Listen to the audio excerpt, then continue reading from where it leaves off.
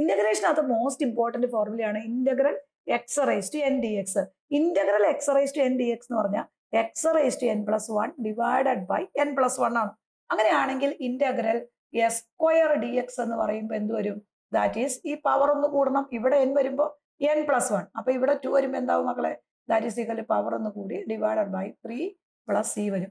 Then integral of x raise to 4 d x എന്ന് പറഞ്ഞാൽ power ഒന്ന് കൂടുമ്പോൾ എന്ത് വരും? എക്സ് റേസ് ടു 4നോട് ഒന്നോടെ കൂട്ടുമ്പോൾ x raise to 5 divided by 5 plus c വരും.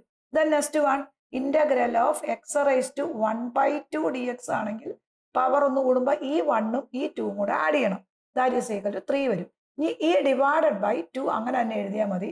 ഡിവൈഡഡ് ബൈ 3/2 പ്ലസ് സി വരും. ഇനി integral of x raise to 5/2 d x ആണെങ്കിലോ that is equal to x raise to ഈ 5ഉം ഈ 2ഉം കൂടെ ആഡ് ചെയ്യുക. That is equal to 7/2. 2 താഴെ അങ്ങനെ തന്നെ എഴുതണം. ഡിവൈഡഡ് ബൈ 7/2 പ്ലസ് സി വരും. അപ്പൊ ഇന്റഗ്രേഷനകത്ത് എല്ലാ പ്രോബ്ലത്തിലും വരുന്ന ഒരു ഇക്വേഷൻ ആണിത്. ഇത് നന്നായി മനസ്സിലാക്കി പഠിച്ചു തന്നെ പോകണം. പ്ലേ സ്റ്റോറിൽ നിന്നും ആപ്പ് സ്റ്റോറിൽ നിന്നും ക്ലാസ്സോറ എന്ന ആപ്പ് ഡൗൺലോഡ് ചെയ്ത് 500ഓളം വരുന്ന ലൈവ് റെക്കോർഡഡ് വീഡിയോ നേരിട്ട് പർച്ചേസ് ചെയ്യാവുന്നതാണ്. ഇൻസ്റ്റാഗ്രാം പേജും യൂട്യൂബ് ചാനലും ഫോളോ ചെയ്യുക. Thank you.